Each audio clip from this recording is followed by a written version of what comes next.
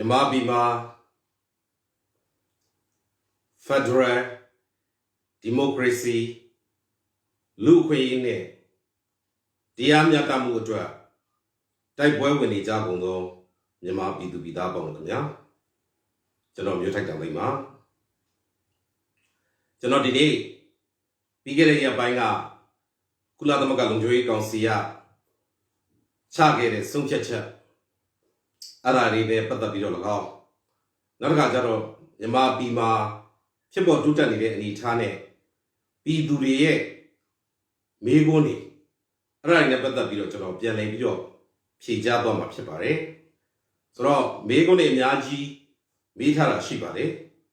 အဲ့ဒီကနေပြီးတော့အကုန်လုံးကအုပ်စုကတော်တော်လေးတူတဲ့အခါကျတော့တဦးတယောက်ချင်းစီကိုမဟုတ်ဘဲနဲ့ကျွန်တော်ခြုံငုံပြီးတော့ပြန်လည်ပြီးတော့ဖြေကြားပေးသွားမှာဖြစ်ပါတယ်ကျွန်တော်ပထမဆုံးဒီကုလသမဂ္ဂအကြောင်းမပြောခင်ပေါ့နော်အခုပြည်သူတွေကျွန်တော်တို့ဒီ Federal ပြည်ထောင်စုတပ်မတော်ဒီအကြောင်းနဲ့ပတ်သက်ပြီးတော့အရန်ကိုမျှော်လင့်နေကြတယ်သိလဲသိကြကြတယ်နောက်တစ်ခါကျတော့ EAO တွေဒါနဲ့ပတ်သက်ပြီးတော့လည်းသိကြကြတယ်ဆိုတော့ဒါနဲ့ပတ်သက်ပြီးတော့ကျွန်တော်အနေနဲ့တင်ပြရရင်တိုင်းသားလက်နက်ကိုင်တပ်ဖွဲ့တွေကကျွန်တော်တို့အထူးသဖြင့် KNU တို့ KIA တို့ကျွန်တော်ပြည်သူတွေကအကူအညီတောင်းလာတဲ့အခါမှာပြည်သူတွေရဲ့ငိုကြွေးတံကိုသူတို့ကနားညောင်းပြီးတော့ကျွန်တော်တို့ဒီမဟာလာစစ်ခွေးတွေကိုစစ်မျက်နှာဖွင့်နေပါတယ်ဒါကဘာကိုပြတယ်လဲဆိုလို့ရှိရင်ကျွန်တော်တို့ဟာတသွေးနဲ့တသားနဲ့ဖြစ်တယ်ဆိုတာကိုလက်တွေ့ပြခြင်းဖြစ်ပါတယ်ဒီလိုညီနိုင်စည်းတွေ့တဲ့အခါမှာကျွန်တော်တို့ဒါတိုင်းသားတွေနဲ့ယုံကြည်မှုတည်ဆောက်မှုတွေကလောက်ရပါတယ်ယုံကြည်မှုတည်ဆောက်တဲ့ဖြစ်တဲ့အတွက်ကျွန်တော်တို့ဆွေးနွေးရတာတွေညှိနှိုင်းရတာတွေရှိပါတယ်ဒါကြောင့်မလို့ဒါနဲ့ပတ်သက်ပြီးတော့လေမကြခင်မှာပြည်သူအားလုံးမျှော်လင့်တောင့်တနေတဲ့ပြည်ထောင်စုတပ်မတော်ကြီး Federal တပ်မတော်ကြီးဆိုတာကပေါ်ထွန်းလာပါဒါအနေနဲ့ပြည်သူတွေအနေနဲ့ကဒါအားတက်เสียပါမျှော်လင့်ချက်ကအများကြီးကျွန်တော်တို့အများကြီးကောင်းပါတယ်ဆိုလိုချင်တာကဖြစ်မှာတိုးတော်လေ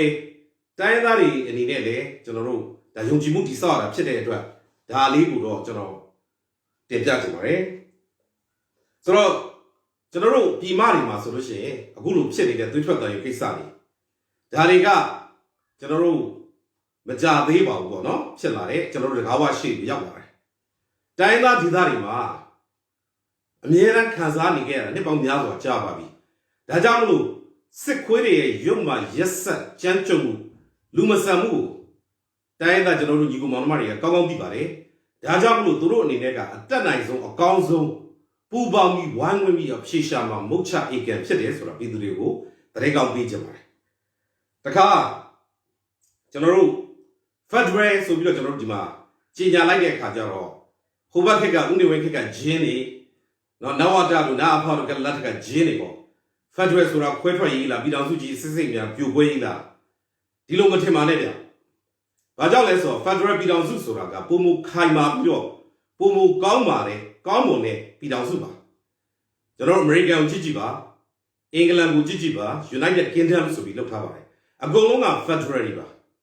ဆိုလိုချင်တာက American ဆိုရင်တော့ကျွန်တော်အကြိုက်ဆုံးကမ္ဘာပေါ်မှာစံပြ Federal ပြည်တော်စုပေါ့ဆိုတော့ Federal ဒီကျွန်တော်တို့တိုင်းပြည်ကြီးပုံမတိုးတက်ပြီးဖွံ့ဖြိုးတိုးတက်ဖို့ဖြစ်ပါတယ်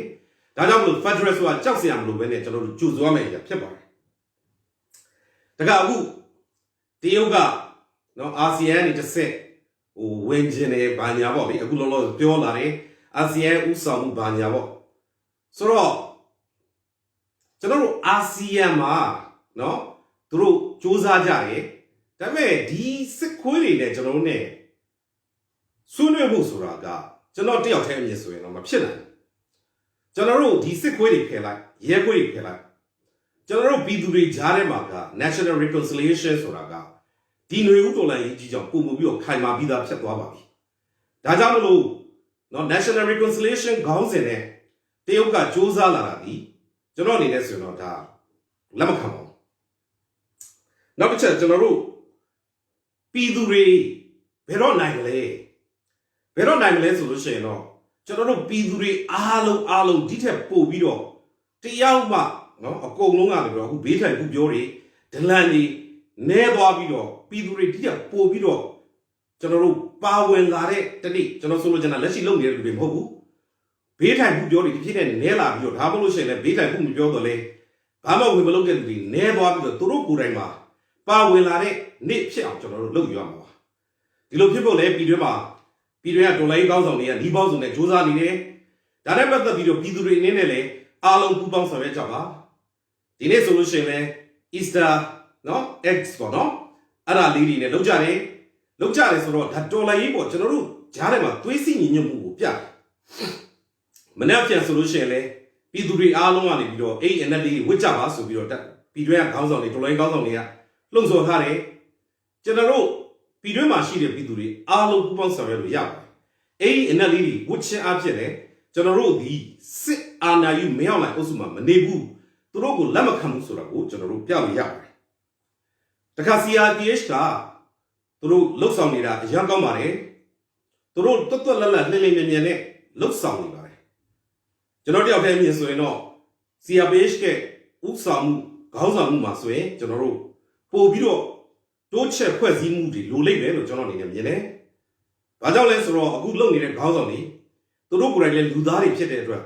်နေမိတ်ညမအိတ်လုပ်နေရတယ်နော်အကြောင်းအရာမျိုးစုံကိုကင်တွယ်နေရတဲ့အတွက် CRPH မှာဒီထက်ပိုပြီးတော့ခေါင်းဆောင်တွေချက်ပြီးတော့ဖွဲ့နိုင်ရင်တော့ပိုပြီးတော့ခီးရောက်နိုင်လိမ့်မယ်လို့ကျွန်တော်အနေနဲ့ထင်မြင်ယူဆပါတယ်ဒါလေးကိုလည်းကျွန်တော်တင်ပြချင်ပါတယ်တခါကျွန်တော်တို့အခုဖြစ်နေတဲ့နိုင်ငံတကာကိုဖိအားပေးတာပဲဖြစ်ဖြစ်ကျွန်တော်တို့နော်ဒီ CRPH လို့ခေါင်းဆောင်တွေကိုဖိအားပေးတာပဲဖြစ်ဖြစ်တင်ပြတာပဲဖြစ်ဖြစ်ပြည်သူအာဏာကပြည်သူရှိမှလာတဲ့အတွက်ပြည်သူတွေကပြောလို့ရှိရင်ပြည်တွင်းခေါင်းဆောင်ဖြစ်ဖြစ်နိုင်ငံတကာခေါင်းဆောင်ဖြစ်ဖြစ်အားလုံးဝိုင်းဝန်းပြီးလှုပ်ဆောင်ကြမှာမလွဲအိမ်ကပါဒါကြောင့်မလို့ကျွန်တော်ဒီမှာဆိုလို့ရှိရင်အခုလက်ရှိဆိုရင်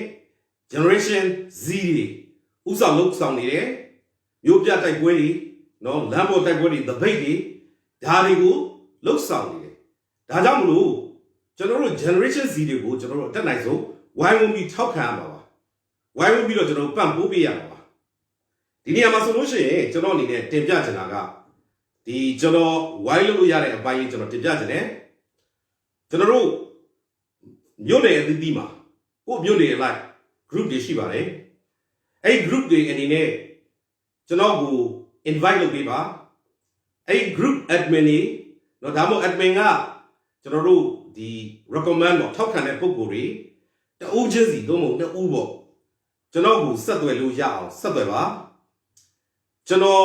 ပြီးလို့ရှိရင်သူတို့ဆက်သွယ်လာပြီးလို့ရှိရင်ယုံကြည်စိတ်ချရတယ်ဆိုလို့ရှိရင်ကျွန်တော်ရဲ့လျှို့ဝှက်အကောင့်ကိုပေးပါမယ်ပေးပြီးလို့ရှိရင်ကျွန်တော်တို့မြန်မာပြည်အပွားမှာကျွန်တော်တို့လျှို့ဝှက်ပေါ့နော်လှုပ်ဆောင်စရာရှိတာတွေကိုညှိနှိုင်းပြီးလှုပ်ဆောင်လို့ရအောင်တပြိုင်တည်းဖြစ်အောင်လို့ကျွန်တော်အနေနဲ့ဝိုင်းဝန်းကူညီဆောင်ရွက်ပေးလို့ရပါတယ်ဒါလေးကိုလည်းကျွန်တော်တင်ပြချင်ပါတယ်တခါအခုဆိုလို့ရှိရင်နော်အခုခေါင်းဆောင်တွေပေါ့ခေါင်းဆောင်တွေဆိုလို့ရှိရင်ပြီးတော့မှရှိတဲ့ခေါင်းဆောင်တွေအများကြီးရှိတယ်နော်တကယ်ကိုနိုင်ငံရေးအဆင့်လာရှိတဲ့ခေါင်းဆောင်တွေရှိတယ်နော်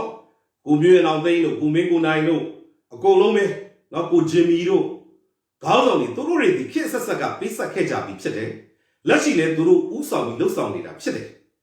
ဆိုတော့တချို့စစ်ခွေးတွေဒလန်တွေ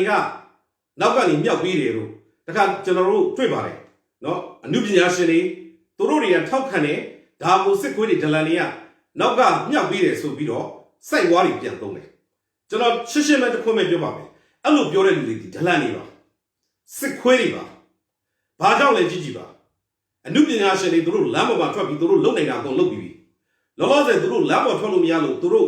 ့လက်ရှိလုပ်နေတဲ့လူကို morally ရ၎င်း financially ရ၎င်းအကုန်လုံးဝိုင်းဝန်းထောက်ခံနေတာဖြစ်တယ်တော်လိုင်းကောင်းဆောင်တွေသူတို့ဖြစ်အဆက်ဆက်ထောင်နေထဲမှာသူတို့ဘဝတွေပေးဆက်ခဲ့ပြီးပြီနှိမ့်ဆက်ညံပန်းဘောင်းလို့လည်းသူတို့ကြော်ဖြတ်ခဲ့တယ်လို့သူတို့လက်တွေ့လေးဥဆောင်မှုတွေလက်ရှိလည်းပေးနေတယ်ပေးဆက်ခဲ့ပြီးလည်းဖြစ်တယ်ဒီဟာတွေကိုဒလန်တွေကစိုက်ဝါးတွေနဲ့နော်သူတို့မျိုးပြောတဲ့အခါတွေကိုပြည်သူတွေအနေနဲ့လက်မခံပါနဲ့ဒါမျိုးတွေတွေ့လို့ရှိရင်မင်းတို့ကောင်တွေဒလန်တွေမင်းတို့ပြောတော့ငါတို့လက်မခံဘူးဆိုပြီးတော့ပြက်ပြက်သားသားပြောပြရမှာဖြစ်ပါတယ်တခါအခုဆိုလို့ရှိရင်ကျွန်တော်တို့အာနာသိန်းတွေအာနာသိန်းတော်ကိုကြိုပြီးတော့မသိဘူးလားဘယ်သူမှတော့ကြိုမသိပါဘူးနော်တချို့ခေါင်းဆောင်တွေနည်းနည်းကြိုပြောတာရှိမယ်ဘယ်သူမှကြိုမသိဘူးဆိုတဲ့အခါကျတော့ communal they do the lava to be your original premier. So, hobby, a good general be a little tall and yarabi, a season to be on the chapel. So, a good general lettering tall and yara chima, a season will let she a trouble the charm of the Naga bullet a carrot chapel. Today, general the a good year to be a good yejitalo miara, the habu locally lure, general Bubam looks on Jabu lure, so I live with the January. The car abuso, the baby 20, sit down the general, the basic down the 20, no Sanapia way 20. ထွက်တဲ့အခါမှာဒါကိုဘလို့ကာကွယ်ကြမလဲဆိုတာကိုကျွန်တော်တို့စုပေါင်းပြီးအဖြေရှာပြီးတော့လှုပ်ဆောင်ကြဖို့လိုတယ်။ဘာကြောင့်လဲဆိုတော့တပိတ်စစ်ကြောင်းကရှေ့ကနေထွက်တယ်။ရှေ့ကနေပြီးတော့ရန်သူစစ်ခွေးရက်ခွေးတွေတနက်နဲ့ဖြစ်တဲ့အချိန်မှာသူတို့တွေကိုကျွန်တော်တို့နောက်ကနေပြန်ပန်းပြီးတော့တိုက်မလားဘေးနှစ်ဘက်ကညှက်ပြီးတိုက်မလားဘလို့ပြန်ပြီးတော့ကျွန်တော်တို့သူတို့တွေဝင်လာလို့ရအောင်လုပ်မရအောင်လုပ်မလဲဆိုတဲ့အစီအစဉ်တွေကိုကျွန်တော်တို့စုစည်းပြီးတော့လုပ်ထားကြဖို့လိုတယ်။ဒါနဲ့ပတ်သက်ပြီးတော့လည်းကျွန်တော်တို့ရှေ့ဆက်ပြီးတော့လှုပ်ဆောင်ကြဖို့ကျွန်တော်တိုက်တွန်းလို့ရတယ်ကျွန်တော်လည်းဆက်သွယ်ပါကျွန်တော်တို့စုပေါင်းပြီးလှုပ်ဆောင်ကြမှာဖြစ်တယ်တခါအခုဆိုလို့ရှိရင်နောက်တချို့တွေကျွန်တော်မေးလာတဲ့မေးခွန်းတွေရှိတယ်အိမ်ပေါ်မှာနေပြီးတော့လည်းမလုံခြုံဘူးစိုက်ခွင့်လည်းမလုံခြုံဘူးဟုတ်ပါတယ်ဘာကြောင့်လဲဆိုတော့ကျွန်တော်တို့ဒီအစိုးရအောက်မှာနေရတာမဟုတ်ပါဘူးပြည်သူအစိုးရကအခုလောလောဆယ်မြေအောက်ကနေတော်လာနေရတဲ့အနေထားပါစစ်ခွေးရဲခွေးနိုင်ငံတကာအကြမ်းဖက်သမားအုပ်စုတွေကကျွန်တော်တို့လက်နက်နဲ့အကြမ်းဖက်ဘူကြအနိုင်ကျင့်နေတာဖြစ်ပါတယ်။သူတို့လက်အောက်မှာနေနေသွေးကျွန်တော်တို့ဒီဘလို့မှလုံခြုံမှာမဟုတ်တဲ့အတွက်အခုလိုခံစားနေရတဲ့ပြည်သူအရောက်ချင်းစီတိုင်းက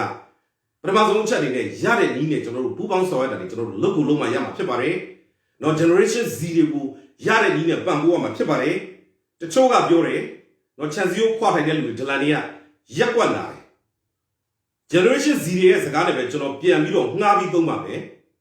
တတိုင်းပြည်လုံးနာနေတာရက်ကွက်နာတာကိုကျွန်တော်ထည့်ပြီးပြောနေစရာကိုအကြောင်းကိုမရှိတော့ပါဘူးအခုချိန်မှာကိုယ့်ပစ္စည်းကိုဥစ္စာလောက်ပဲသိတဲ့လူတွေဒလန်တွေစစ်ခွေးတွေစစ်ဘောမာတွေ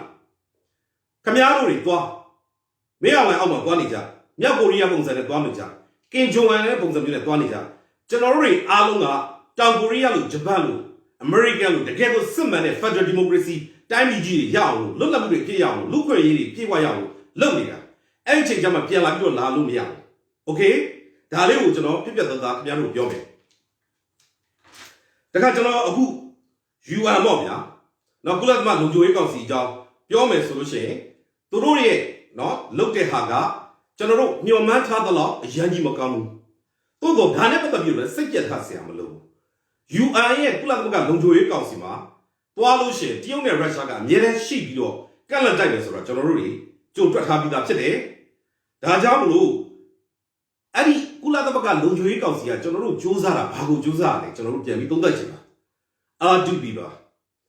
responsibility to protect ဆိုတဲ့ R2P ကိုလုံခြုံရေးကောင်စီကသွားမလားအကုန်ဘယ်နည်းနဲ့သွားမလဲဆိုပြီးစဉ်းစားကြတာဟုတ်ပြီလုံခြုံရေးကောင်စီမှာဒီလိုဖြစ်တယ်ဆိုလို့ရှိရင်ကျွန်တော်တို့လုံခြုံရေးကောင်စီကိုပတ်ပြီးသွားတဲ့နည်းလမ်းရှိပါတယ်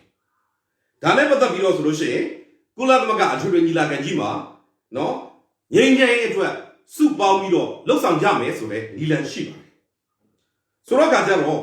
ဒီမှာဆိုလို့ရှိရင်ဒီလိုသွားတဲ့နီလန်ကိုကျွန်တော်အချင်းချုပ်လေးတင်ပြရလို့ရှိရင်နော်အထွေထွေညီလာခံအရေးပေါ်ခေါ်လို့ရတယ်အရေးပေါ်ခေါ်ဖို့အတွက်ဆိုလို့ရှိရင်လည်းကျွန်တော်တို့ဟိုကုလသမဂ္ဂလုံခြုံရေးကောင်စီအဖွဲ့ဝင်နိုင်ငံတွေကဖြစ်စေအထွေထွေညီလာခံထဲမှာပါတဲ့နိုင်ငံတစ်ခုချင်းစီကဖြစ်စေခေါ်ပြီးတော့စာရေးပြီးတော့တောင်းဆိုပြီးတော့ခေါ်ပေးပါဆိုပြီးတော့မြန်မာအရေးကိုလှုပ်ဆောင်လို့ရတယ်ဒီလိုနည်းဖြစ်ကျွန်တော်လုံခြုံရေးကောင်စီကိုပတ်သွားလို့ရတယ်ရှောင်သွားလို့ရတယ်အဲ့ဒီမှာဆိုလို့ရှိရင်နော် resolution 377ပေါ့နော်ဆုံးဖြတ်ချက်300ဒါဆိုအခုရပိုင်းမှာလည်းကြည်ကြည်ပြပြောလာကြပါတယ်ဒါတွေလည်းကျွန်တော် shape prima live တွေမှာကျွန်တော်တင်ပြခဲ့ပူပါတယ်ဒါကလုံခြုံရေးကောင်စီကိုကျွန်တော်တို့ပတ်သွားပြီးတော့အထွေထွေညီလာခံကနေပတ်သွားတဲ့ညီလာဖြစ်တယ်ဒါသည်လက်တွေ့လှုပ်ဆောင်မှုလေအောင်မြင်ဖို့အလားအလာအရန်ကောင်းတဲ့ညီလာဖြစ်တယ်တော့ဒါကိုတောင်းဆိုလို့ဆောင်မှုသည်ပြည်သူတွေက mandate ပေးထားပြီး legitimacy ရှိတဲ့ပြည်သူအစိုးရကလှုပ်ဆောင်မှာဖြစ်တယ်။တခါတော့ကျွန်တော်အနေနဲ့ဆက်ပြီးတင်ပြလို့ရှိရင်မြန်မာပြည်ရေးဝင်ကင်မှာဝင်လို့ပါအဲ့ဒါကိုထွေထွေညီလာခံမှာမဲခွဲဆုံးဖြတ်လို့ရှိရင်သုံးပုံနှစ်ပုံလောက်ရလို့ရှိရင်အများစုကထောက်ခံလို့ရှိရင်ဒါအတိဖြစ်တယ်လုပ်ပြီးလို့ရတယ်။တစ်ချက်နောက်တစ်ချက်ကျွန်တော်တင်ပြချင်တာကကျွန်တော်တို့ R2P ဆိုလို့ရှိရင် R2P ဆိုတဲ့ဟာဒီကျေပြတ်မှာ military action နော်စီရေးရရေးကြည့်တာလည်းအာတူပီပါပဲ ICC ICJ ကသွားတာလည်းအာတူပီပါပဲဆိုတော့ကြံပြတ်မှာနီလန်ပေါင်းစုံနဲ့ကျွန်တော်တို့သွားနေကြတာပါဆိုတော့ကကျွန်တော်တို့ဒီအခုဆိုလို့ရှိရင်အမေရိကန်ကသူ့ရဲ့ဥဆောင်မှုသူပြပြသားသားဆက်ပေးနေတယ်ဘလို့ဆက်ပေးနေလဲဆိုတော့သူတို့ diplomacy တော့ first ဖြစ်တယ်တော့သူတို့အနေနဲ့လုံလို့ရတဲ့နီလန်ပေါင်းစုံလုံလို့ရတဲ့နီလန်ပေါင်းစုံကို mass လို့သုံးထားပြီးတော့သူတို့ကဆက်လို့သွားမယ်ဆိုပြီးတော့သူတို့ပြောထားတယ်ဆိုတော့လုံလို့ရတဲ့နီလန်ပေါင်းစုံမဟာမိတ်တွေနဲ့ပေါင်းပြီးလုပ်မယ်ဆိုတော့အဲ့ဒီနီလန်ထဲမှာလုံလို့ရတဲ့နီလန်ပေါင်းစုံဆိုတာဒီစစ်ရေးရပါတယ် drone နဲ့တက်ခတ်မလားအဲ့ဒါပါတယ်ဒါတွေကိုသူတို့အနေနဲ့မလုပ်ဘူးလို့တစ်ခါမှငြင်းချက်မထုတ်ထားဘူးဒါလေးကိုကျွန်တော်ပြည်သူတွေကိုပြန်လည်ပြီးတော့ထပ်မံတင်ပြခြင်းဖြစ်ပါတယ်တခါနော် R2B ဘလို့နီးနဲ့လာမလဲကျွန်တော်ထပ်ပြီးတင်ပြပါမယ်ဘာကြောင့်လဲဆိုတော့ဒီမေးခွန်းတွေထပ်လာလို့ကျွန်တော်ထပ်ပြီးတင်ပြပါအထွေထွေညီလာခံကလာလို့ရတယ်ဒါမှမဟုတ်လို့ရှိရင်မဟာမိတ်အဖွဲ့တွေကလာလို့ရတယ်မဟာမိတ်အဖွဲ့ဆိုတာကဒီပေါင်းစုံဖြစ်နိုင်တယ်အမေရိကန်ဥဆောင်တဲ့မဟာမိတ်ဖြစ်မှာနေတိုးဖြစ်မလားကွက်ဖြစ်မလားကျွန်တော်တို့မသိသေးဘူးလို့ကျွန်တော်ပြောပါတော့ဒါမှမဟုတ်လို့ရှိရင်ယာယီအရေးပေါ်မဟာမိတ်ဖြစ်မလားဒါကျွန်တော်တို့မသိသေးဘူ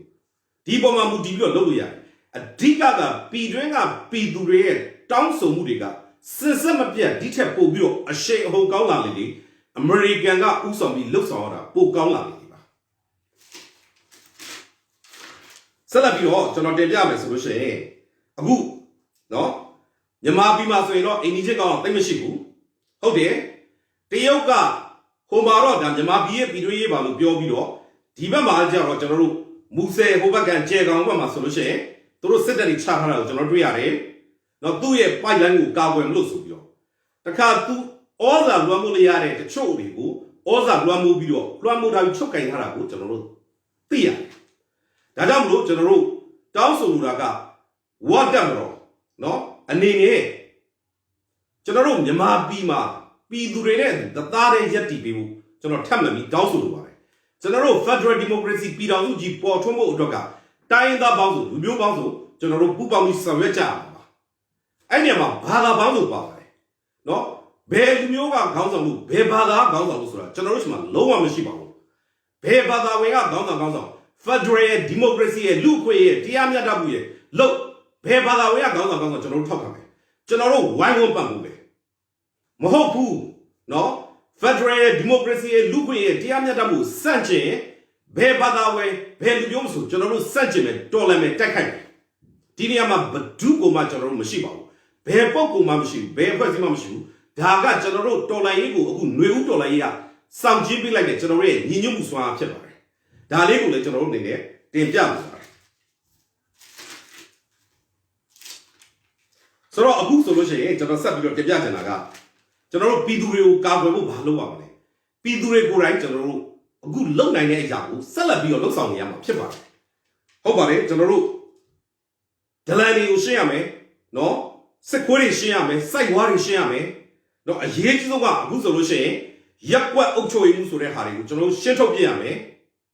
ပြတ်သားရမယ်ဒလန်တွေပုံမှာကျွန်တော်ပြတ်သားရမယ်ကျွန်တော်တို့လုပ်လို့ရတဲ့မြုပ်ပြပျောက်ကြလို့နီးပေါင်းစုံနဲ့လုပ်နေရမယ်ဘလို့နီးနဲ့ဘလို့လုပ်လိုက်ပြီးမသိဖြစ်အောင်ကိုလုပ်နေရမယ်အရေးကြီးတာကကျွန်တော်တို့ရန်သူကိုရှင်းပြတဲ့နေရာမှာလက်မတွန့်ဘူးရှင်းလင်းပြတ်သားဖို့လိုတယ်အဲ့ဒါကအရေးကြီးပါတယ်ကျွန်တော်နိုင်ငံတကာအတွေ့အကြုံလေးနည်းနည်းတင်ပြချင်တယ်အစ္စရေးနိုင်ငံထူထောင်တာကိုကျွန်တော်ပြောပြချင်တယ်အစ္စရေးနိုင်ငံထူထောင်တော့သူတို့မှာလူပဲရှိပါတယ်လက်နက်တောင်မရှိပါဘူးသူဒီအာရပ်တိုင်းပြည်တွေနော်မွတ်စလင်တွေဝိုင်းရံနေတဲ့တိုင်းပြည်တွားပြီးတော့အဲ့မှာထူထောင်တဲ့တိုင်းပြည်သေးသေးလေးပါအဲ့ဒါကိုသူတို့ကိုလွတ်လပ်ရေးစပြီးသူတို့ကသူတို့ကြေညာတဲ့အချိန်ကနိုင်ငံတကာထောက်ခံမှုသူတို့မှမရှိပါဘူးနိုင်ငံရဲ့ပတ်ချာလေကအာရပ်တိုင်းပြည်တွေကသူ့ကိုစစ်ကြေညာပြီးချက်ချင်းဝိုင်းတိုက်ပါတယ်သို့တော့အစ္စရေးပြည်သူတွေဒီအကုန်လုံးယောက်ျားမိန်းမကလေးမကျန်တက်ကြီးရွယ်ဦးမကျန်တစုတစည်းတဲ့စိတ်မပြတ်ပဲစိတ်ကြမကြပဲညင်းညူမနေပဲနဲ့ခေါင်းဆောင်မှုအောက်မှာတစီးတစ်လုံးနဲ့အားလုံးကကိုယ်တိုင်လည်းခေါင်းဆောင်ကိုယ်တိုင်လည်းတိုက်ဒီပုံစံနဲ့သူတို့တော်လှန်ခဲ့ကြတယ်သူတို့ထူထောင်ပြတဲ့အချိန်မှာစစ်ပွဲကြီးပေါင်း၄ချိန်ဖြစ်ခဲ့တယ်၄ချိန်လုံးသူတို့နိုင်အောင်ပြန်တွန်းလှန်နိုင်ခဲ့တယ်ကျွန်တော်တို့မြန်မာပြည်သူတွေအခုຫນွေဦးတော်လှန်ရေးအခြေအနေဒီအဲ့လောက်မဆိုသေးပါဘူး ဒါကျွန်တော်ခွန်အားရအောင်တင်ပြတာတခါကျွန်တော် Egypt Tunisia Libya Iraq Ukraine Yugoslavia Croatia Kosovo Bosnia ဖြစ်ခဲ့တဲ့တိုင်းပြည်သူတို့ရဲ့တရားမျှတမှုဒီမိုကရေစီလူ့အခွင့်အရေးအတွက်သူတို့ရဲ့အချုပ်အခြာအာဏာရဖို့အတွက်တော်လှန်ခဲ့တဲ့နေရာမှာသူတို့လုပ်ခဲ့တဲ့ဟာတွေပေးဆက်ခဲ့ရတာဒီအများကြီးပါကျွန်တော်တို့ຫນွေဦးမှာအဲ့လောက်မပေးဆက်ရသေးပါကျွန်တော်အဲ့လိုလိုမဖြစ်အောင်လဲကျွန်တော်အားလုံးဝိုင်းပြီးတော့စူးစမ်းနေကြပါတယ်ဒါကြောင့်မလို့ပြည်သူတွေအနေနဲ့စိတ်ဓာတ်မကြပါနဲ့အားလုံးဒီကျွန်တော်တို့ညီညွတ်နဲ့ကျွန်တော်တို့လုပ်နိုင်တဲ့အပိုင်းကိုအကုန်လုံးကိုယ်တောင်းဝင်ကိုယူပြီးတော့လုပ်နေဖို့ပါအရေးကြီးတာကျွန်တော်တို့မြို့ပြမှာမြို့ပြပြောက်ကြတဲ့ရှင်းပြနိုင်ကိုအရေးကြီးပါတယ်အခုဆိုလို့ရှိရင်ကျွန်တော်တွေ့ပါတယ်တရားတွေမီးလောင်သွားတယ်အုပ်ချုပ်မှုရုံးတွေမီးလောင်သွားတယ်မြည်တော့မြည်ပုံဖြစ်သည်မသိဒါတွေဒီတော်လှန်ရေးပါမြို့ပြပြောက်ကြတွေအစွမ်းပကားပါအဲ့ဒီမှာကျွန်တော်တို့ဒလန်ဒီခုနကရက်ကွက်အုပ်ချုပ်ရေးမှုတွေလမ်းမှုတွေအဲစင်းတိုင်ခိုင်းတဲ့ကောင်တွေဘေးနားနေဘေးထိုင်ပြောနေတဲ့ကောင်တွေဒါတွေကိုလည်းကျွန်တော်တို့နောက်မဆုတ်လက်မရွတ်ပဲနဲ့ရန်သူကကျွန်တော်တို့ကိုတပ်ပြတယ်ကျွန်တော်တို့ကရန်သူကိုပြန်ပြီးတော့ရှင်းပြဖို့လိုပါတယ်ဘလို့နီးနေမဆိုအချိန်ယူပြီးတော့သေချာစီစဉ်ကြပြီးတော့ဘယ်သူလုပ်လဲမသိလဲရအောင်ကိုလည်းအနေမရှိအောင်လုပ်နိုင်လေကျွန်တော်တို့ Federal Army ကြီးဝင်လာရင်ဖြစ်ဖြစ်နိုင်ငံတကာကဝင်လာရင်ဖြစ်ဖြစ်အစင်သင့်ဖြစ်ပါတယ်ဒါဒီကျွန်တော်တို့အေးအေးစစ်စစ်သွေးအေးအေးနဲ့အစီအစဉ်ချပြီးတော့စုစည်းပြီးလှုပ်ဆောင်မယ့်အရာဖြစ်ပါတယ်ဆိုတော့ကျွန်တော်တို့အနေနဲ့နော်ဒါလေးတွေလုပ်ဖို့ကျွန်တော်တင်ပြခြင်းနဲ့ generation Z တွေကိုကျွန်တော်တို့အတက်နိုင်ဆုံးပူးပေါင်းပြီးတော့ကျွန်တော်တို့ထောက်ခံပေးကြပါနော်နောက်ကကြတော့ကျွန်တော်အနေနဲ့ဒီမှာတင်ပြခြင်းတာကနော်အမေရိကန်မှာနော်သမရကနေဒီအားလုံးဒီပါသိမှာပါသူတက်တဲ့အချိန်မှာသူကဘာပြောလဲဆိုတော့သူပြည်သူတွေကိုငါတို့ကိုတိုင်းပြည်ကဘာလုပ်ပေးနိုင်မလဲဆိုတာကိုမေးတာတဲ့ငါတို့ကတိုင်းပြည်အတွက်ဘာလုပ်ပေးနိုင်မလဲဆိုတဲ့ဟာကိုပြောပါဆိုပြီးတော့သူပြည်သူတွေကိုသူမိန့်ခွန်းပြောခဲ့တာလေးကိုကျွန်တော်အမှတ်တရနဲ့ပြန်လည်တင်ပြချင်ပါတယ်ကျွန်တော်တို့တွေဟုတ်တယ်နော်ပြည်တွင်းကခေါင်းဆောင်တွေသူတို့စွတ်စွတ်စည်းစည်းနဲ့ခေါင်းဆောင်မှုတွေပေးနေတယ်ကျွန်တော်တို့အနေနဲ့လည်းမြေအောက်လှုပ်ရှားမှုတွေကိုကျွန်တော်တို့ဆက်သွယ်ပြီးတော့ဒီထက်ပိုပြီးတော့အရှိန်အဟုန်မြင့်ပြီးတော့ကောင်းမွန်ကျွန်တော်တို့ဝိုင်းဝန်းကူညီဆောင်ရွက်မယ်နိုင်ငံတကာဖိအားတွေနော်နိုင်ငံတကာအရေးယူမှုတွေပုံမပြီးတော့ကောင်းမွန်လာအောင်ကျွန်တော်ဆက်လက်ပြီးတော့စူးစမ်းမယ်ဒါကျွန်တော်တို့လုပ်လို့ရတဲ့ဘက်ကိုကျွန်တော်စူးစမ်းမယ်ပြည်သူတွေကလည်းလုံးဝစိတ်ကြမကြပါနဲ့နိုင်ကိုနိုင်ရမယ်အောင်ကိုအားရမယ်ကျွန်တော်ရဲ့ CDM ကိုဆက်လုပ်ပါနော်ကျွန်တော်တို့ရဲ့ကုန်ပစ္စည်းတွေဘွိုင်းကောက်လုပ်တာသပိတ်မောက်လုပ်တာတွေဆက်လုပ်ပါတရုတ်ကိုကျွန်တော်တို့ပညာပေးစရာရှိတာပေးပါကျွန်တော်တို့လက်ထက်မှာ gas pipeline တစ်ခုလုံးရှိပါတယ်လုပ်စရာရှိတာကိုလုပ်ပါတရုတ်ကုန်ပစ္စည်းတွေကိုသပိတ်မောက်ပါနော်ပြက်သားကျွန်တော်တို့အရေးယူစရာရှိတာတွေအရေးယူပါနော်တော်လိုင်းကြီးမှာကျွန်တော်တို့မကြခင်မှာအောင်မြင်မှုရတော့မှာဖြစ်ပါတယ်ကျွန်တော်နောက်ဆုံးညီကုန်းချုပ်အနေနဲ့တင်ပြချင်တာကကုလသမဂ္ဂရဲ့နော်အမေရိကန်နိုင်ငံဆိုင်ရာကုလသမဂ္ဂရဲ့တာမတ်ကြီးပြောတဲ့စကားလေးနဲ့ကျွန်တော်ညီကုန်းချုပ်ချင်ပါတယ်သူမကဘာပြောလဲဆိုတော့မြန်မာပြည်ရဲ့အနာဂတ်ကိုမြန်မာပြည်သူတွေကဆုံးဖြတ်ရမှာဖြစ်ပါတယ်မြန်မာပြည်မှာဒီမိုကရေစီနဲ့လွတ်လပ်ခြင်းတွေပြန်ရဖို့ကူညီပေးဖို့ US ကအမေရိကန်ကစွမ်းအားတွေအကုန်သုံးပြီးနော်စွမ်းအားတွေအကုန်သုံးပြီးရတဲ့နီလန်အားလုံးကိုသုံးပြီး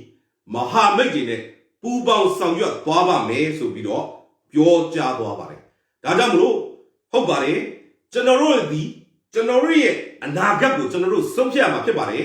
ကျွန်တော်တို့ကဝိုင်းပြီးတော့ထောက်ခံမဲ့လူတွေကိုငါတို့ကိုဒါလုပ်ပေးပါဆိုပြီးတော့ပြည်သူတွေကနှီးပေါင်းစုံနဲ့လည်းပြောပြနေရမှာဖြစ်ပါတယ်ဒါကြောင့်ကျွန်တော်တို့ရဲ့အနာဂတ်ကျွန်တော်တို့ရဲ့လက်ထက်မှာရှိပါတယ်လက်ရှိတော်လိုင်းရဲ့အနေထားကကျွန်တော်တို့နိုင်နေပြီဖြစ်ပါတယ်နိုင်ကိုနိုင်ရမှာဖြစ်ပါတယ်ဒါကြောင့်ပြည်သူတွေအားလုံးရှေ့ကိုကျွန်တော်တို့ရဲ့အရေးတော်မူကြီးအောင်ကိုအောင်ရမယ်ဆိုတဲ့စိတ်ဓာတ်နဲ့ဆက်လက်ပြီးနှီးပေါင်းစုံနဲ့ဆက်လက်တိုက်ပွဲဝင်ကြသွားပါစို့လို့တိုက်တွန်းခွန်အားပေးရင်းနဲ့ကျွန်တော်ရဲ့ဒီနေ့ live ကိုညီကုန်းချုပ်ပါတယ်ကျွန်တော်တို့ရဲ့2027ပြည်သူ့အရေးတော်ပုံကြီးမုတ်ချအောင်ရမှာဖြစ်ပါတယ်